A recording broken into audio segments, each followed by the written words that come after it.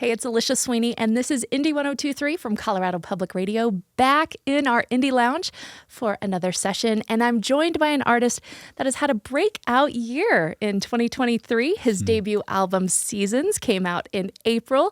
He just played his first headlining show in Denver last night, and we're so grateful that you had some time to join us today. Welcome to Abraham Alexander. Thank you so much for having me. Thank you. Absolutely. I am so inspired by your record Seasons, and I want to ask you more about it, but let's set the tone. Play us a song. You got it. What are you going to play up first for us? First one is going to be I Can See.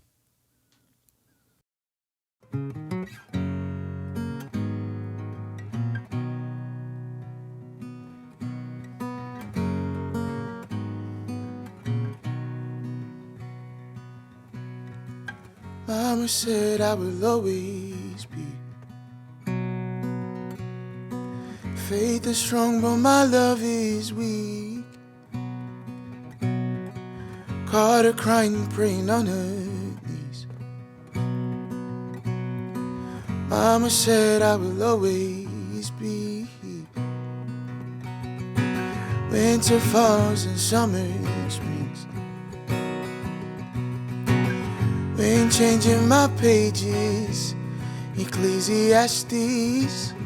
Willows bowing off for the leaves, as my eyes can see.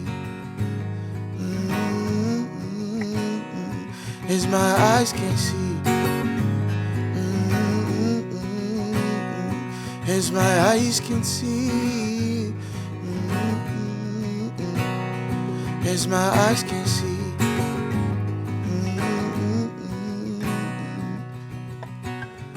T. Jones didn't raise no food.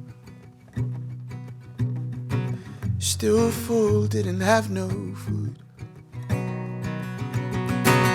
No food, but still so full. As my eyes can see. As my eyes can see. As my eyes can see. As my eyes can see.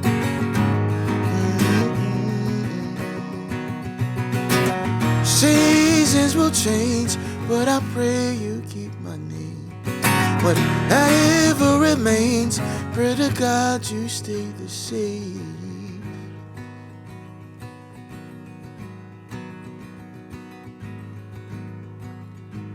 As my eyes can see. As my eyes can see. As my eyes can see. As my eyes can see. My burden's heavy, my faith is weak. And I need your strength, 'cause I at your feet. Yeah, Lord, I need your strength. Yeah, my Lord, my Lord, my Lord. As my eyes can see. As my eyes can see. As my eyes can see. As my eyes can see.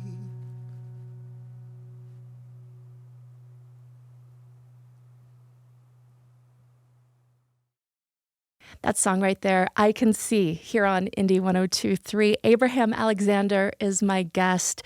And I was hoping that while you were playing that you wouldn't look over at me, because my eyes were like filling with tears. This has been a record that I've been sitting with since you released it back in April. What's that song mean to you? So it's such a, I feel like that song is one that speaks a lot to my childhood, and it's the only song that has the words season in it. And so it just really envelopes everything that is the record in a way. And it's just to keep seeing the world through the eyes of a child and not let it sort of steal that joy from me. And, there are lyrics that says, Monty Jones, who is a teacher of mine and foster mom, and she didn't raise no fool, but I was still a fool. And we didn't have no food. So still full, didn't have no food, and no food, but still so full. And like, I want that to be I want that to be like a life verse for me. No matter what's going on, that I'm still so full, that I'm still full of joy, no matter what the circumstance may be around me. And because like children have this incredible skill or this gift from God to where they're unaware of what's happening around them, and they need little to find joy and to find peace. And sometimes that is where we need to go back to, is that time and that space, because that's all we need. It is all we need. That full feeling. I feel that deeply. Yeah. Let's take a step back. You said Seasons. That's the name of your debut record, and you do the slash between the sea and the suns. Yeah. And I understand this because I've dived deep into the record. So if someone was to look at the album, they would see a painting of an old photograph from your childhood with you and your brother as the sons of the sea. Yeah, it's paying homage to us growing up in Greece. I was born in Greece and lived there till I was 11, and that memory is still so fresh in my mind. And so we've been through a lot, and each season in our lives have been such a developing stage for us. And so I wanted to honor us as siblings, honor us as brothers. So Seasons in that photo is indicative of me and my brothers growing up in Athens, Greece. And the sea is touching on Greece and touching on us just living out in the sea. And then the sun's just honoring my brothers and honoring the time that we spent together. And the title in general is how each season is so important to the next. And if we try to skip a season, it's going to be detrimental to our growth. And there is an ebb and flow to life. And it's not sort of this, I have to get to somewhere, or I have to be someone, or this peak and valley, but I see them as master and study. And so, that's sort of the message of the title. I love that. They always say that your debut album is your life up until that moment. Yeah.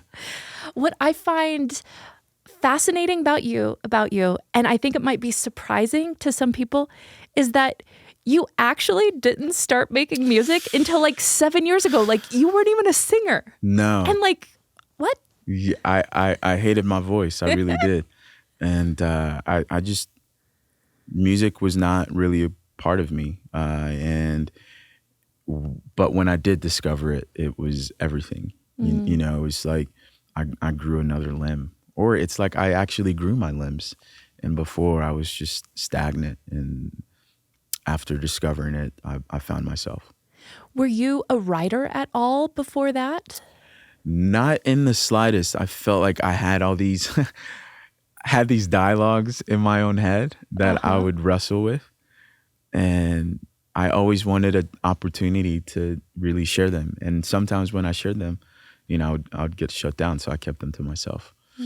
But I think the culture of growing up in Greece, the education of being free and discovering and being open, like really allocated a way for me to ponder and to think and to wonder and to question. And I feel like all that really paid tribute into, me being a writer now. You have some pretty incredible mentors, including Mavis Staples and Gary Clark Jr., who are on your debut album. And it's a certain Fort Worth musician, where you're from, Leon Bridges, that actually encouraged you to start doing music. I want to hear more of that, but play us another song. What do you have coming up? Yeah, let's do Today. Okay. It's Abraham Alexander here on Indie 102.3.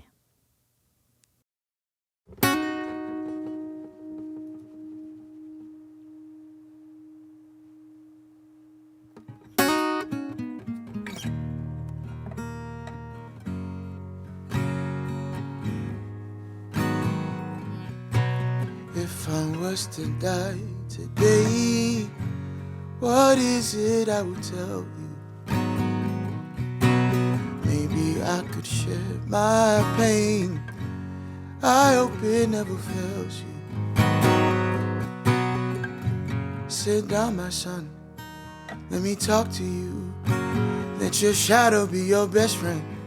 On this race you run, you will fall, it's true, but please don't let it be the end. Don't forget to breathe, take it easy. Every scar that you have, it will slowly heal. And that dopamine that you don't need, gonna turn your head to stone in a heartbeat.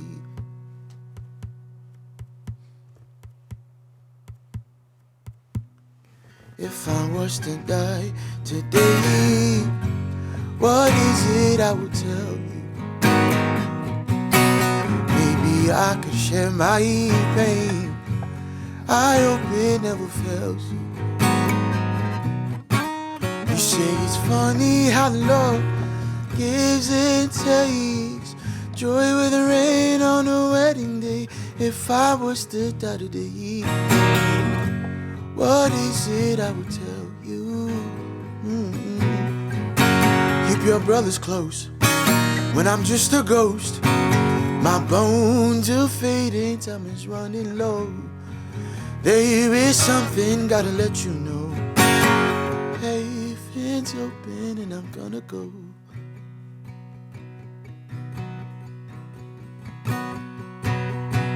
If I was to die today, what is it I would tell you? Maybe I could share my pain. I hope it never fails you. You say it's funny how the Lord gives and takes. Joy with the rain on a wedding day. If I was to die today, what is it I would tell you?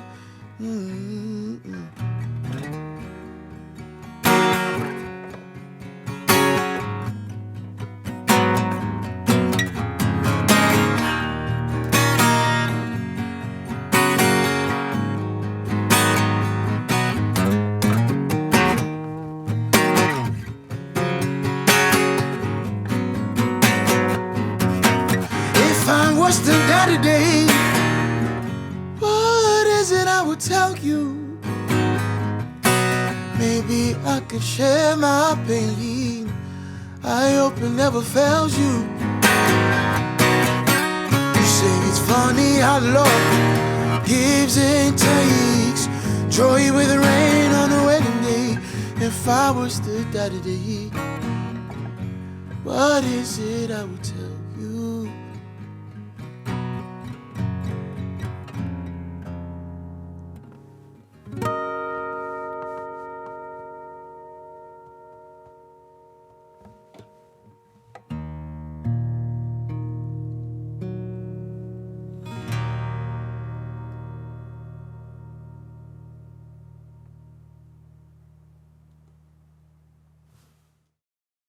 The song is Today from Abraham Alexander, as performed in our studio.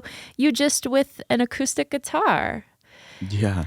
What's that song all about? I mean, that one is about your mother? It is. Right? It's about my mother who passed away when we first moved from Greece. And she used to call me and my brothers to her room late at night and would just give us like words of wisdom. And it is something that I hold so dear and sort of like the last heirloom that I have from her. And so I needed to immortalize that and turn it into a song. And yeah, it's Today. I love that so much. So you're from Fort Worth, Texas, and you had this chance encounter, would I say, with getting drawn into Leon Bridges' first recording session for his debut album, and that's how you became a singer, but you had said you weren't a singer. You should tell the story. Yeah. Because I kind of know it, but I want you to say. Yeah, so it was, I feel like divine appointment for sure.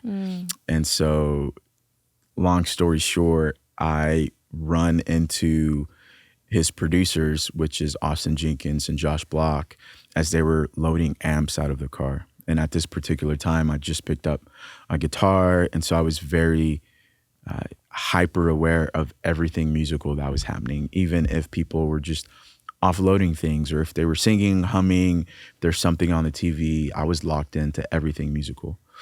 And so that voice in me is like, go see what they're doing. I was like, I don't know. It was in this neighborhood that didn't really have neighbors. You know, it was like, you know, take the neighbor out, and that's this particular place that we were in.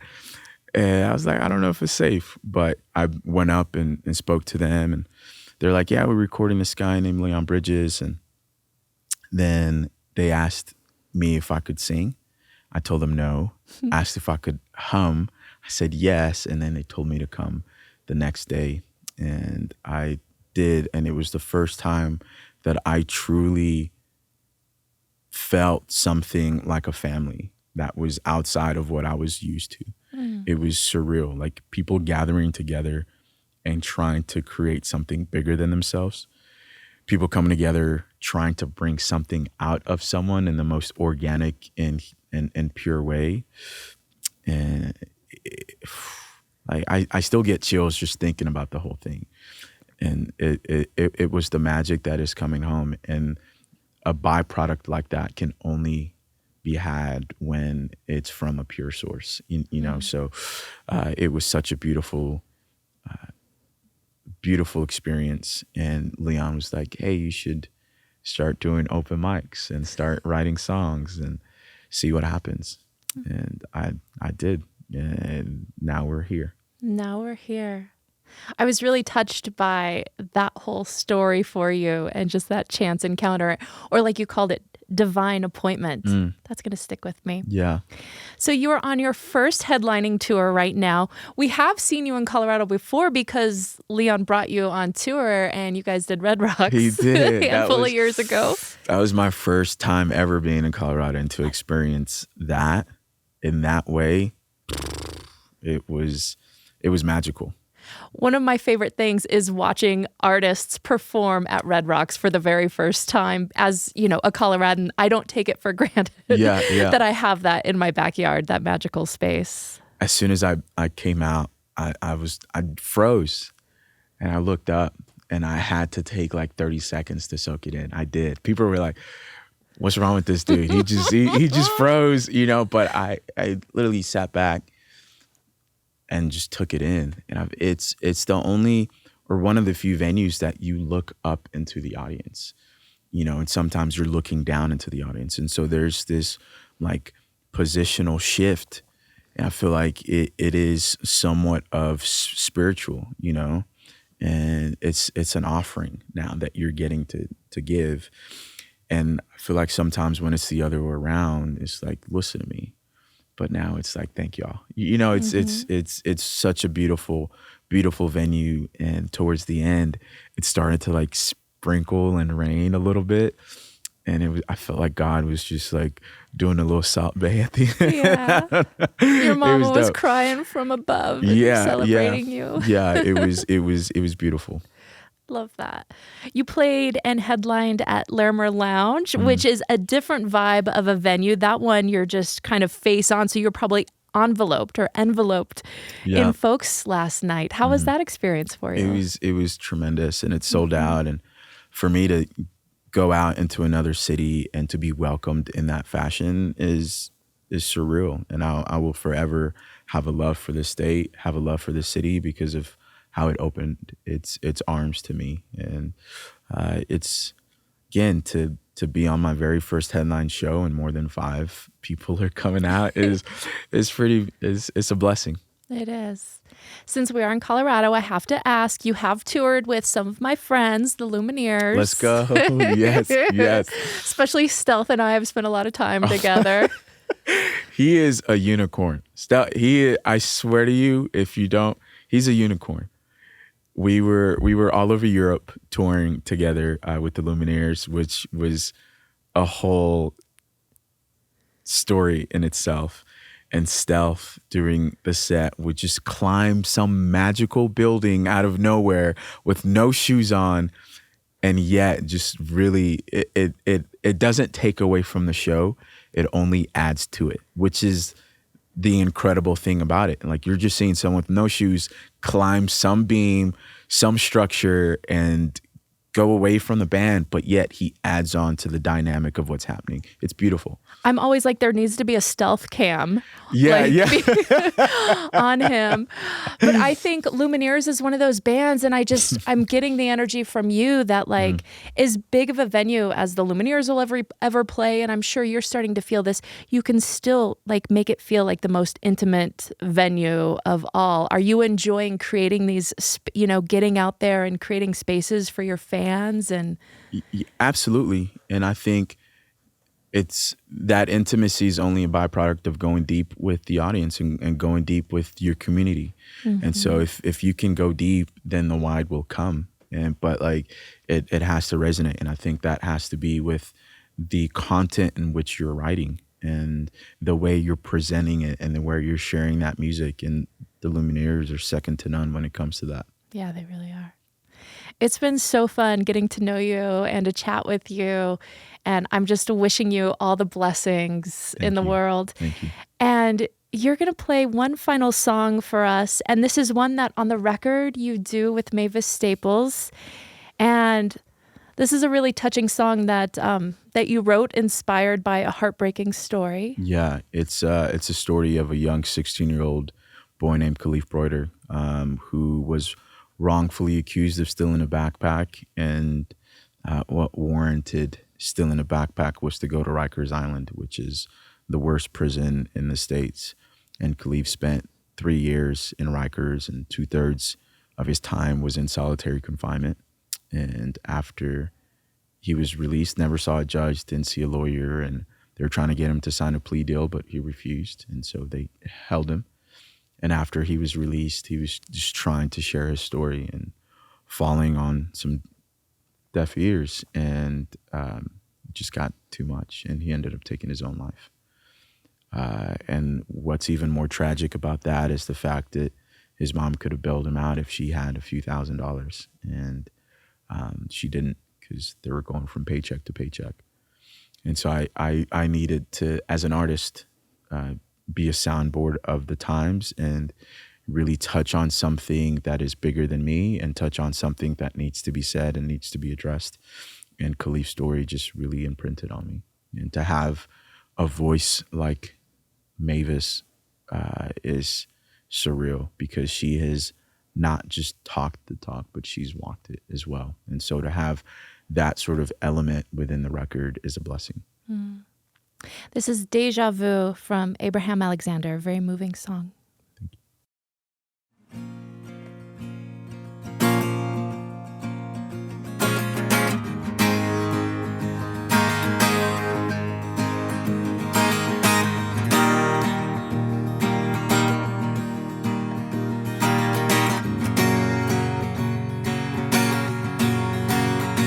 You define my memory.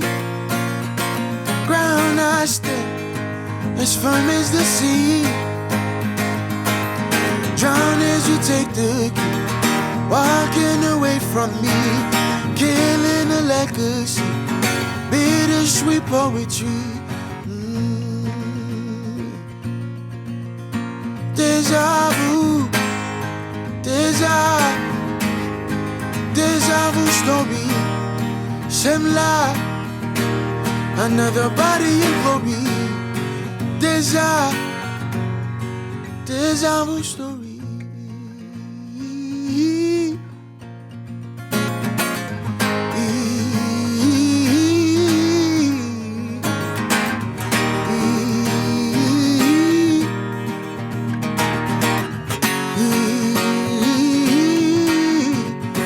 Tell the truth, it'll set you free. Preacher's words ring loud in me. Blind lady in my plea, justice no heresy, but you're not listening. Modern day slavery. Deja, deja vu, deja vu story. Same lies, another body of glory. Deja vu story. Deja vu.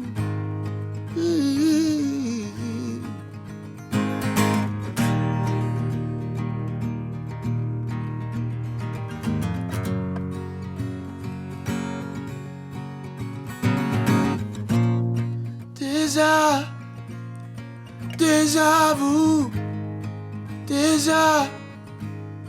deja vu stories, same lies, another body of glory. Deja vu stories.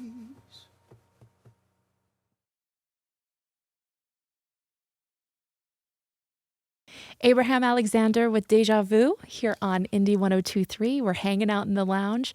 My name's Alisha Sweeney, and it's been such a pleasure hanging out with you and being able to share your story with our listeners. Thank you so much for having me. Thank you for sharing the music of me and artists like myself. And I say this all the time, that the second person that believes in the dream is more important than the dreamer, because they bring that to fruition. So if you're watching and you're listening, thank you so much, because you help them help me, and it is a dream that can't be fulfilled on an island. So it takes a team. So thank you so much.